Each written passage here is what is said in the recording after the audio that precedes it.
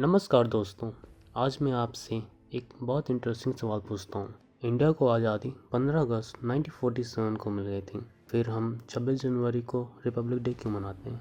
बात बहुत सिंपल है लेकिन बहुत पावरफुल है। 15 अगस्त 1947 को ब्रिटिश चले गए, यानी इंडिया आज़ाद हो गया। लेकिन 26 जनवरी 1950 को इंडिया रिपब्लिक बना। मतलब अब देश सिर्फ आज़ाद नहीं, अब देश अपने खुद के कॉन्स्टिट्यूशन और रूल से चलने लगा। रिपब्लिक का असली मतलब क्या है? रिपब्लिक का मतलब है देश का हेड कोई राजा नहीं होगा, कोई क्वीन नहीं होगी। हेड ऑफ स्टेट होगा प्रेसिडेंट, जो इलेक्टेड होता है। मतलब पावर किसी फैमिली की नहीं, पावर होगी जनता के पास। और यही बात संविधान के पहले लाइन में साफ बोल दी गई है, we the people of India.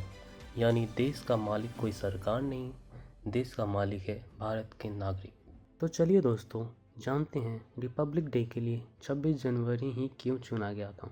संविधान तो 26 नवंबर 1949 को अडॉप्ट हो चुका था, लेकिन लागू 26 जनवरी 1950 को किया गया। क्यों? क्योंकि 26 जनवरी 1930 को पहली बार ऑफिशियली सेलिब्रेट किया था, पूर्ण स्वराज डे, यानी कंप्लीट इंडिपेंडेंस का संकल्प। और इसका बैकग्राउंड बहुत ही इम्पोर्टेंट है। आईएनसी लाहौर सेशन 1929 में जवाहरलाल नेहरू की अध्यक्षता में पूर्ण स्वराज का रेजोल्यूशन पास हुआ था। तो लीडर ने सोचा रिपब्लिक की शुरुआत उसी दिन करेंगे जिस दिन इंडिया ने कंप्लीट फ्रीडम का सबसे बड़ा प्रॉमिस किया था। संविधान क्या है?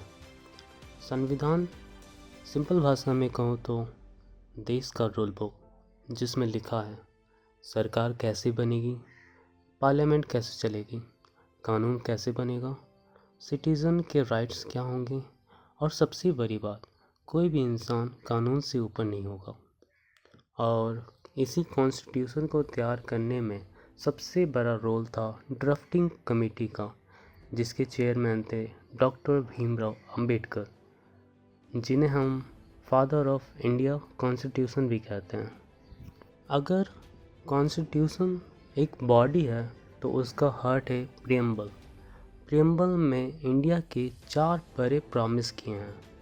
जस्टिस यानी न्याय, लिबर्टी यानी आज़ादी, इक्वालिटी यानी बराबरी, फर्टर्निटी यानी भाईचारा।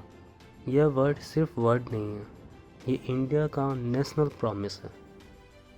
अब सोचिए, अगर सिटीजन्स के पास राइट ना हो तो कोई भी पावर वाला इंसान दबा देगा। इसलिए कॉन्स्टिट्यूशन ने दिया फंडामेंटल राइट, मतलब आपके पास इक्वलिटी का अधिकार, फ्रीडम का अधिकार, धर्म की आज़ादी, एक्सप्लोटेशन के खिलाफ प्रोटेक्शन। और सबसे पावरफुल बात, अगर आपके राइट्स टूटें तो आप सीधे सुप्रीम कोर्ट जा सकते हैं, क्योंकि आर्टिकल 32 सिटीजन्स को प्रोटेक्शन देता है।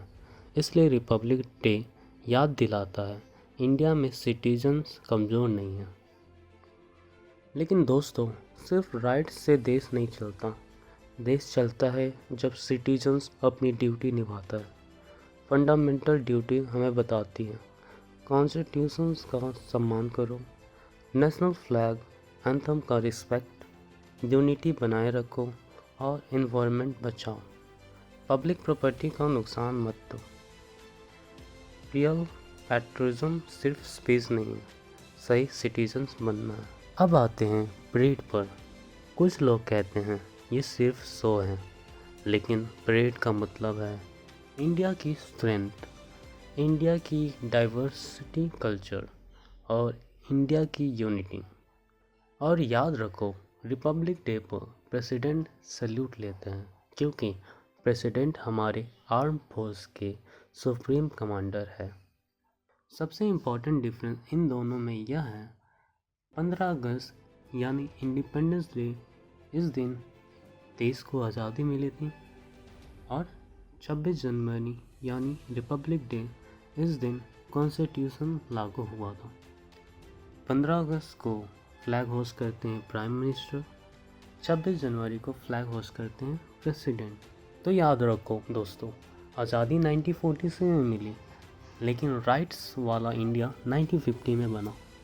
तो चलिए दोस्तों, रिपब्लिक डे सिर्फ सेलिब्रेशन नहीं है, यह दिन है हमें याद दिलाने का कि भारत एक देश है जहां सिटीजन्स के पास राइट्स हैं, इक्वलिटी का प्रॉमिस है, डिग्निटी का वैल्यू है और देश रूल से चलता है, किसी की मर्ज़ी से नहीं। अगर आपको ये वीडियो पसंद आया है तो लाइक शेयर ज़रूर करना और कमेंट में बताना आपके हिसाब से रिपब्लिक डे का सबसे इम्पोर्टेंट मैसेज क्या है। जय हिंद।